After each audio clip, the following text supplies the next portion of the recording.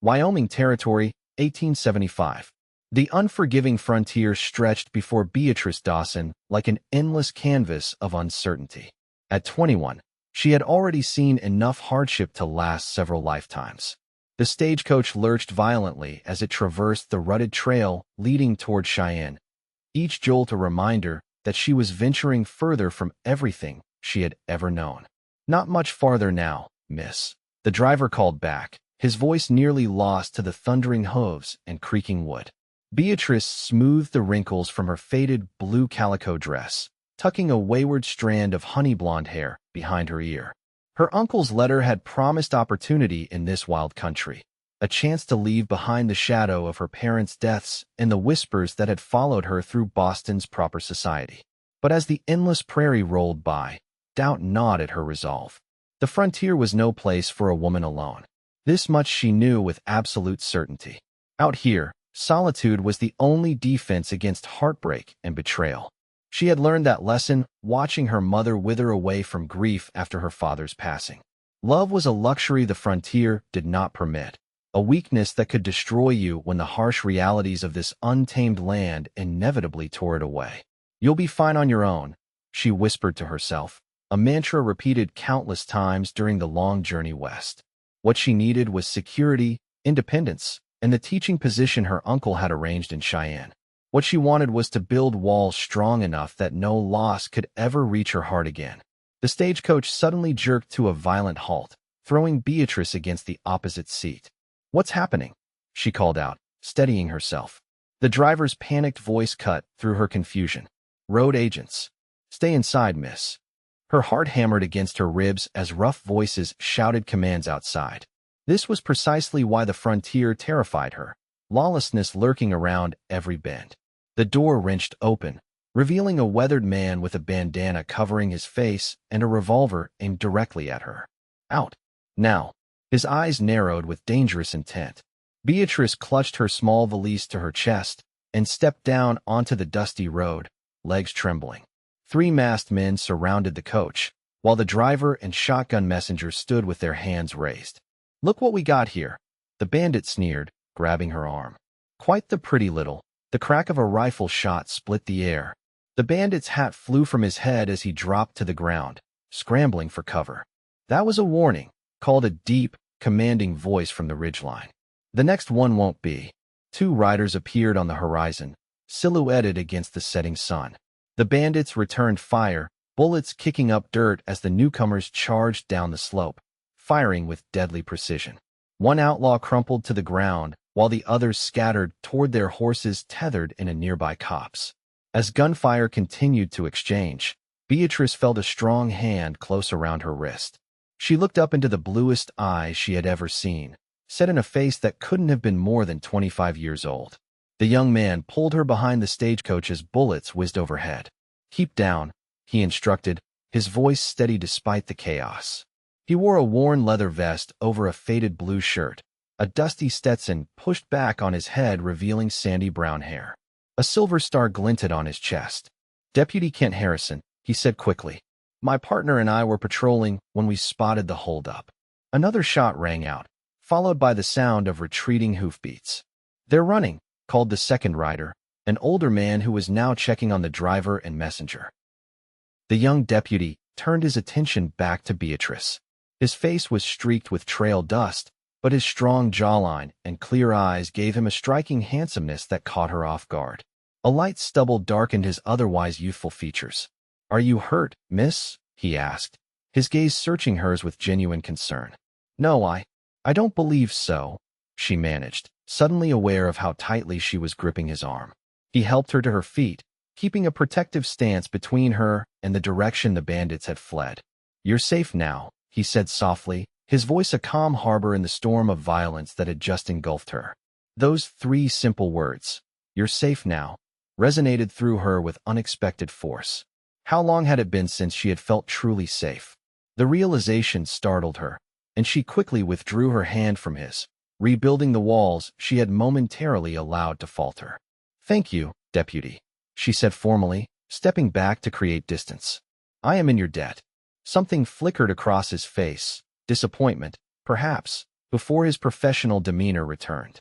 "Just doing my job, miss. We'll escort the stage the rest of the way to Cheyenne." As they continued their journey with the lawman riding alongside, Beatrice couldn't help but steal glances at the young deputy. Each time their eyes met, she quickly looked away, reminding herself of the promise she had made. The frontier was for building independence, not finding love. Especially not with a lawman whose life was constantly at risk in this dangerous territory. Yet as the buildings of Cheyenne appeared on the horizon, she found herself wondering if her conviction might have just met its first real challenge.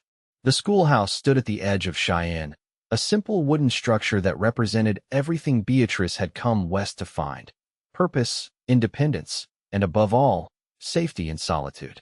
2 weeks had passed since the stagecoach incident, and she had settled into her role as the town's new schoolteacher with determined focus. "Miss Dawson, I finished my slate," young Emma Cooper announced proudly, holding up her arithmetic work. "Very good, Emma," Beatrice smiled, checking the girl's calculations. The classroom of 20 children ranging from 6 to 14 years was her domain now, a place where she could make a difference without risking her heart. As the children filed out at day's end, Beatrice noticed a figure leaning against the hitching post outside. The late afternoon sun cast Deputy Kent Harrison's shadow long across the schoolyard. Her heart betrayed her with a quickened pace as she busied herself organizing books. A polite knock at the open door drew her attention. "Miss Dawson," he greeted, hat in hand. "Hope I'm not intruding." "Deputy Harrison," she acknowledged, her voice more breathless than she intended. "Is there something I can help you with?" He stepped inside, looking somehow both confident and hesitant. "Sheriff asked me to check on you. Make sure you're settling in all right after that trouble on the road." "That's very considerate, but as you can see, I'm managing quite well on my own." She gestured to the orderly classroom. "I can see that." His blue eyes took in the room before settling back on her. "You've done wonders with the place." The last teacher was an old fellow who retired back east. Never saw the schoolhouse looking this proper. Despite herself, Beatrice felt a flush of pride. Education requires order and discipline. Like law enforcement, he offered with a smile that reached his eyes. "Perhaps." She gathered her books, needing movement to counter the stillness his presence created. "Though I dare say my students are better behaved than your outlaws." He laughed then, a warm sound that seemed to fill the empty corners of the schoolhouse. "No argument there. Would you allow me to walk you home, Miss Dawson? These streets can get rowdy when the cattle drives come through." Every instinct told her to decline, to maintain the careful distance she had established. "I appreciate the offer, Deputy, but I'm perfectly capable of." The sound of breaking glass and shouting from the direction of the saloon interrupted her refusal. Kent's hand moved instinctively to his holster. "That doesn't sound good," he said, his expression shifting to alert vigilance. "Miss Dawson, I insist. Please allow me to escort you safely home first." The practical side of her reluctantly acknowledged the wisdom in his offer. "Very well." As they walked the 3 blocks to her small rented room above the milliner's shop, Beatrice was acutely aware of his tall figure beside her, his gait measured to match her shorter steps. "Your uncle speaks highly of you," Kent said, breaking the silence. She glanced up in surprise. "You know Uncle William? Sheriff Michaels and I make it our business to know everyone in the county. He mentioned you came all the way from Boston." "Yes." She hesitated, then added, "After my parents passed, there was little keeping me there." His expression softened with genuine sympathy. "I'm sorry for your loss. I lost my pa to a mining accident when I was 16. Ma followed a year later. Fever." The shared understanding of orphanhood created an unexpected bridge between them. "It changes you," she admitted quietly. "Makes you realize how quickly everything you love can be taken away." "It does at that," he agreed, his voice gentle. "Makes some folks afraid to ever love again." Their eyes met briefly, and Beatrice felt a dangerous crack forming in her carefully constructed defenses. They had reached her doorstep, and she hastily climbed the first step to create distance. "Thank you for the escort, Deputy Harrison." "Kent," he corrected. "Most folks just call me Kent." "That would hardly be proper, Deputy," she replied, though something in her wished to accept the familiarity he offered. He smiled, accepting her boundary with grace. "Perhaps not. Good evening, Miss Dawson." As she watched him walk away, Beatrice felt the first tremor of doubt about her conviction that love had no place on the frontier. It was a dangerous thought that she quickly pushed aside. Deputy Kent Harrison might represent everything solid and dependable, but his profession placed him in danger daily. Caring for him would only lead to the heartbreak she had come west to escape. The frontier autumn painted the Wyoming landscape in gold and amber as September gave way to October. Beatrice found herself falling into a rhythm in Cheyenne, her days filled with teaching and her evenings spent in quiet solitude. Yet increasingly, that solitude was interrupted by Kent Harrison's presence, sometimes officially, sometimes by chance, but always with that same quiet respect that made refusal increasingly difficult. Today, he waited outside the schoolhouse as the children departed, leading his dappled gray gelding. "Deputy Harrison," she greeted, noting the determined set of his jaw. "Another official visit." "Not exactly." He shifted his weight, looking uncharacteristically uncertain. "The harvest festival is tomorrow. I wondered if you might allow me to escort you." Beatrice hesitated. The sensible answer was no, but after 2 months in Cheyenne, her self-imposed isolation had begun to feel less like protection and more like a prison. "I had planned to attend with the other teachers," she hedged. "I see." Disappointment flickered across his features before he recovered with a smile. "Of course. I just thought you might enjoy the company of someone who knows which pies to avoid and which ones are worth fighting over." The small joke surprised a laugh from her. "Is there to be a pie competition then?" "Fiercest battle in the territory," he confirmed solemnly, though his eyes twinkled. "Mrs. Hollister and Mrs. Peterson have been feuding over blue ribbons for 5 years running." Before she could reconsider, Beatrice heard herself say, "Well, I suppose I would need a guide through such dangerous territory." His face brightened instantly. "I'll call for you at noon, then." "That would be acceptable." As she watched him mount his horse and ride away, Beatrice wondered at her own decision. One afternoon could not possibly compromise the independence she had worked so hard to establish.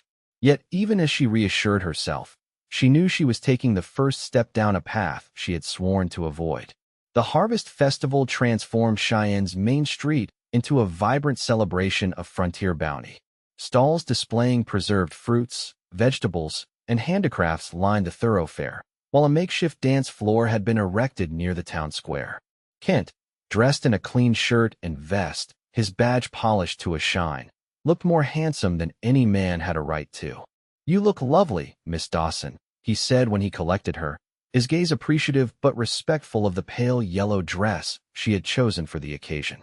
As they walked among the festival attractions, Beatrice found herself increasingly drawn into conversations with townsfolk who clearly held Kent in high regard. Unlike Boston society with its rigid hierarchies, Cheyenne's community seemed to judge a person by their actions rather than their background.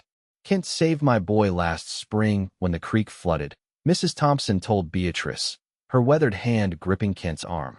"Rode right into that raging water without a thought for himself." "Just doing my job, ma'am," Kent replied, his modesty genuine. By mid-afternoon, they had sampled both Mrs. Hollister's apple pie and Mrs. Peterson's peach cobbler, diplomatically declaring both delicious. As a fiddle struck up a lively tune, Kent's hand extended toward her. "Would you honor me with a dance, Miss Dawson?" Every warning bell in her mind rang out, but the warmth in his blue eyes silenced them. "I haven't danced in quite some time," she admitted. "Neither have I," he confessed. "We can remind each other how it's done." The dance floor was crowded with couples, from elderly residents who had helped found the town to young sweethearts just beginning their courtship. As Kent's hand settled respectfully at her waist, Beatrice was struck by how natural it felt to move with him, as though they had been dancing together for years rather than minutes. "You mentioned you lost your parents," Kent said as they circled the floor. "Is that why you came west? To start fresh?" The perceptiveness of his question startled her. "Partly. Boston held too many memories. But I also believe the frontier offered independence, a place where I could rely solely on myself." His expression grew thoughtful. "The frontier's not kind to those who try to stand alone, Miss Dawson. Out here, we survive by depending on each other." "That dependence is precisely what I wish to avoid," she admitted. "When you lose someone you love, the pain is unbearable. So you decided never to love again?" The gentle question held no judgment, only understanding. "I decided to be practical," she corrected. The West is dangerous enough without adding the vulnerability of attachment. Kent's steps slowed as the music faded. May I share something I've learned in my years out here? She nodded, curious despite herself. The frontier doesn't give us the luxury of perfect safety. Every day brings risk, blizzards, drought, outlaws. If we wait for absolute security before allowing ourselves to care for others, we'll die alone with nothing but regrets for company. His words struck uncomfortably close to the contradiction she had been avoiding. Before she could respond, a commotion erupted near the sheriff's office. Kent's posture immediately shifted to alertness. "Stay here," he instructed, moving toward the disturbance. Ignoring his direction, Beatrice followed at a discreet distance. A crowd had gathered around a man on horseback, Sheriff Michaels, looking grim. "Found the Wallace family homestead burned to the ground," the sheriff announced. "Looks like those Blackwater gang raiders hit again. Wallace is wounded but alive. His wife and son are missing." Kent's expression hardened. "They're taking hostages now?" "Appears so." Tracks headed north toward Devil's Canyon. Beatrice felt the blood drain from her face. The Wallaces had a boy in her class, Thomas, quiet and serious, only 8 years old. "I'll gather a posse," Kent said, his voice taking on a determined edge she hadn't heard before. "We can be ready to ride in 30 minutes. "Kent," Sheriff Michaels said quietly, "these men are killers. They've already shot 3 ranchers this month. All the more reason to move quickly." Kent turned, spotting Beatrice in the crowd. His expression softened momentarily as he approached her. "I have to go," he said simply. "I know." The words came out barely above a whisper. Fear clutched at her throat, not for herself, but for him. This was exactly what she had dreaded, caring for someone who courted danger. "Thomas is in your class, isn't he?" Ken asked. She nodded. "He's a bright boy, quiet, but thoughtful. I'll bring him and his mother back safely." As he turned to leave, Beatrice found herself reaching for his arm. "Be careful," she said, the words inadequate for the sudden turmoil in her heart. His hand covered hers briefly. "I will." And Beatrice. He used her given name for the first time. Sometimes the risk of loving is worth taking. Within the hour, the festival had dissolved as men gathered horses and weapons. Beatrice stood with the other women as the posse prepared to ride out. Kent, now armed with a Winchester rifle and extra ammunition, sought her out in the crowd. "We're following their trail north," he explained. "If we're not back in 3 days, you will be," she interrupted, unwilling to consider the alternative. He studied her face as if committing it to memory. "Beatrice, if I don't come back, don't," she pleaded. "Don't say it." Instead of words, he reached for her hand, pressing something into her palm. Looking down, she saw a simple carved wooden heart. "My father made this for my mother when they first courted," he said quietly. "Keep it safe for me." Before she could respond, he mounted his horse and joined the posse. As they rode out of town, Beatrice clutched the small wooden heart, the simple object challenging everything she had believed about love and safety on the frontier. 3 days stretched into 4, then 5. Each morning Beatrice went through the motions of teaching, trying to maintain normalcy for her students while her thoughts constantly strayed to the men tracking the Blackwater gang through the unforgiving Wyoming wilderness. On the afternoon of the 5th day, she dismissed her class early, unable to concentrate. Walking to the edge of town, she stared at the northern horizon, willing it to deliver the riders she so desperately hoped to see. "He'll come back, miss," said a voice beside her. She turned to find an elderly man leaning on a walking stick. "That Kent Harrison is too stubborn to die out there." "You seem very certain, mister." "Jenkins. Elias Jenkins. Been here since Cheyenne was nothing but a camp for railroad workers." The old man squinted at the horizon. "Seen that boy grow from a gangly deputy into the finest lawman in the territory.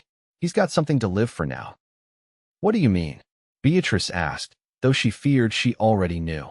The old man's weathered face creased in a knowing smile. "Never seen him look at anyone the way he looks at you, Miss Dawson. Man with that kind of purpose finds his way home." As the sun began to set, painting the prairie in fiery hues, Beatrice reluctantly turned back toward town. She had nearly reached her lodgings when she heard it, the distant thunder of hoofbeats. Turning, she saw riders appearing on the horizon. The town erupted into activity as people emerged from buildings to count the returning men. Beatrice's heart pounded painfully as she searched each dusty, exhausted figure. 1, 2, 3. She counted as they entered the main street. The sheriff was in the lead, followed by several ranchers, but Kent was not among them. Then she saw him, riding at the rear, a small figure held securely before him on the saddle. Thomas Wallace, apparently unhurt. Beside Kent rode another posse member, Mrs. Wallace clinging to his back, her face buried in his shoulder. Relief washed over Beatrice with such force that her knees nearly buckled. As the riders dismounted, the town surrounded them with questions and offers of assistance. Through the crowd, Kent's eyes found hers, and despite the distance separating them, she felt the connection like a physical touch. Dr. Simmons emerged to escort the Wallaces to his office for examination, while Sheriff Michaels began dispersing the crowd with assurances that the danger had passed. "Gang's been dealt with," the sheriff announced.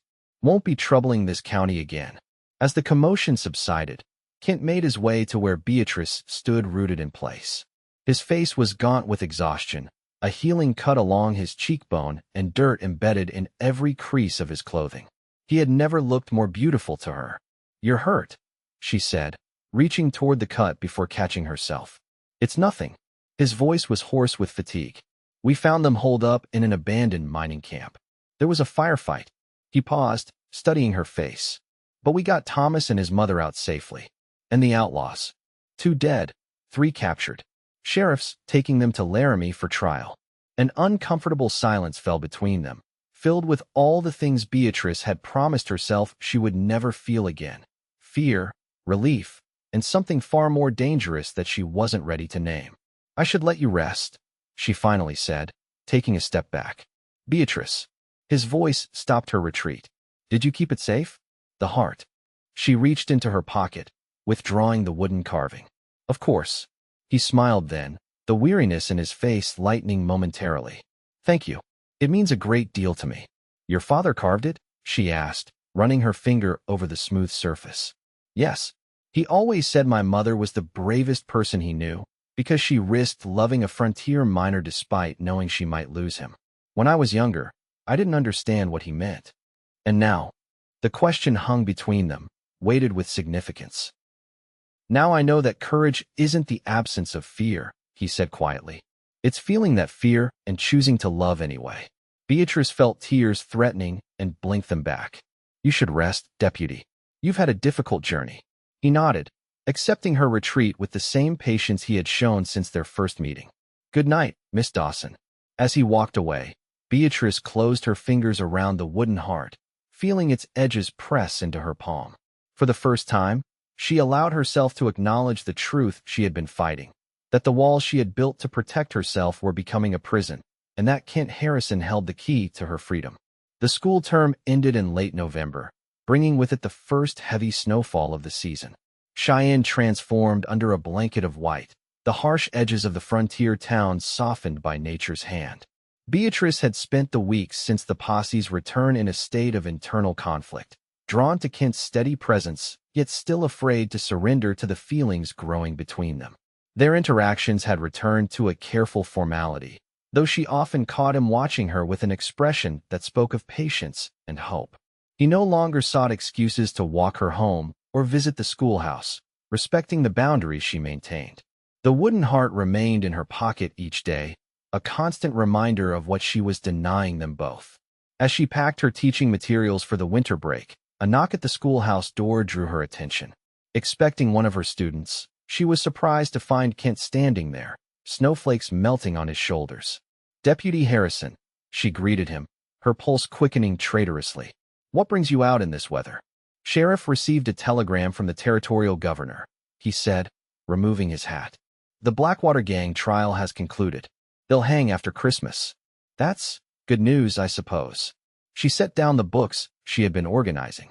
"The Wallaces can rest easier knowing justice was served." "Yes." He hesitated, then continued. "I also came to tell you I've been offered a position."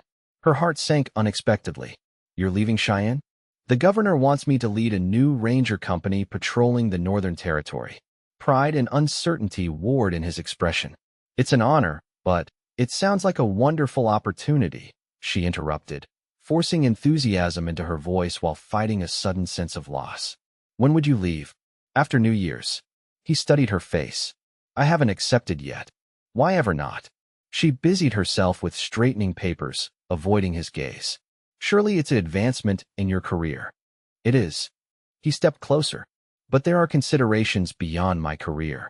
The air between them seemed to vibrate with unspoken words.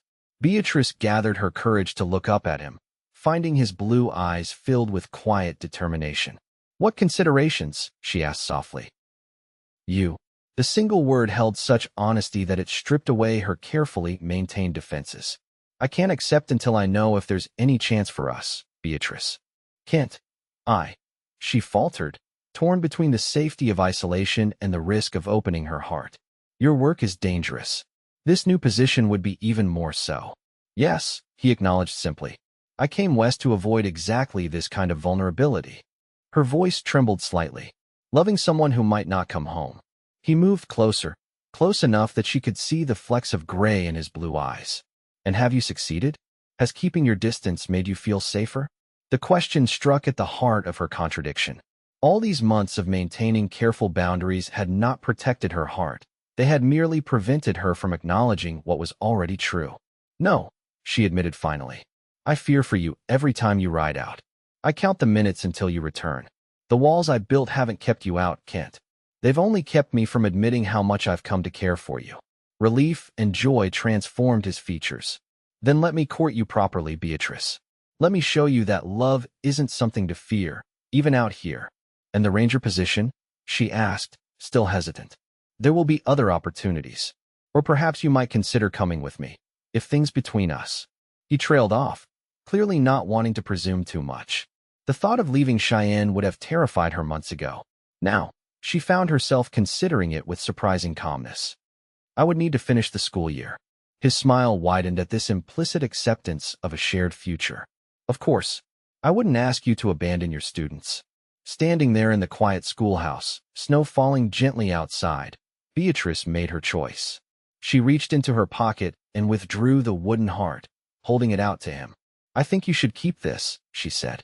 At least until you can give it back to me properly. Understanding dawned in his eyes as he took the carving. Are you certain? In answer, she stepped forward and placed her hand on his chest, feeling his heartbeat strong and steady beneath her palm. I'm tired of being afraid, Kent. Show me how to be brave instead. His arms encircled her with gentle strength, and when his lips found hers, Beatrice understood at last what her parents had known, what Kent's father had carved into that wooden heart. That love was worth every risk, even on the untamed frontier. Spring came to Wyoming Territory in a riot of wildflowers and new beginnings. The schoolhouse windows stood open to the fresh air as Beatrice supervised the children's year-end examinations. Thomas Wallace, recovered from his ordeal, concentrated fiercely on his slate, his tongue caught between his teeth in determination. A familiar figure appeared in the doorway. Kent, wearing his deputy's badge, and a smile meant only for her. The children whispered and giggled at his appearance, accustomed now to seeing their teacher and the deputy together. Deputy Harrison, she acknowledged with formal dignity, though she couldn't quite suppress her answering smile. We're in the midst of examinations. Apologies, Miss Dawson. I won't interrupt for long. His eyes held a mischievous gleam that set her pulse racing. I just came to deliver an important message. Very well. She approached the doorway, conscious of 20 pairs of curious eyes watching their interaction. What message requires such immediate attention? Instead of speaking, Kent reached into his pocket and withdrew a small velvet pouch. I believe this belongs to you. Beatrice accepted it with trembling fingers, loosening the drawstring to reveal the wooden heart his father had carved. But now it hung from a delicate silver chain, transformed into a pendant. Turn it over, he instructed quietly. On the back, freshly carved, were their initials and a date, tomorrow's date. Her eyes flew to his, questioning. The Reverend is available tomorrow afternoon, Kent explained, his voice low enough that only she could hear. If you'll have me. Joy blossomed in her chest, so intense it nearly took her breath away. Are you proposing to me in front of my entire class, Deputy Harrison? I believe I am, Miss Dawson. His expression grew serious. I know it's sudden, with the ranger position starting next month. but I want us to begin our journey north as husband and wife." The classroom had grown suspiciously quiet behind her, the children abandoning any pretense of working on their examinations. "Kiss him, Miss Dawson," called Emma Cooper from the back row, followed by a chorus of giggles. Heat flooded Beatrice's cheeks, but she found herself laughing. "That would be highly improper, Emma. But you will marry him, won't you?" Thomas Wallace asked earnestly. "Deputy Kent saved me and my ma. He's the bravest man in the territory." Kent's eyes never left hers as he waited for her answer. In them, she saw everything she had once feared to want: love, commitment, and yes, the possibility of loss. But she also saw the truth she had finally embraced, that a life without love was no life at all, merely existence. "Children," she said, turning to face her class while reaching back to take Kent's hand, "I believe we will conclude examinations early today. There appears to be a wedding to prepare for." The classroom erupted in cheers as Kent lifted her hand to his lips. "Is that a yes?" he asked, his voice husky with emotion. Beatrice turned fully to him, no longer concerned with propriety or appearances. "Yes, Kent Harrison. I will marry you tomorrow and follow you north and face whatever the frontier brings, together." As his arms enfolded her, the children's applause fading to background noise, Beatrice knew she had found what she never expected on the frontier, not just independence or security, but a love strong enough to withstand the harshest trials of the West. In Kent's embrace, in the steady rhythm of his heartbeat against hers, she had found something she thought impossible. She had found home.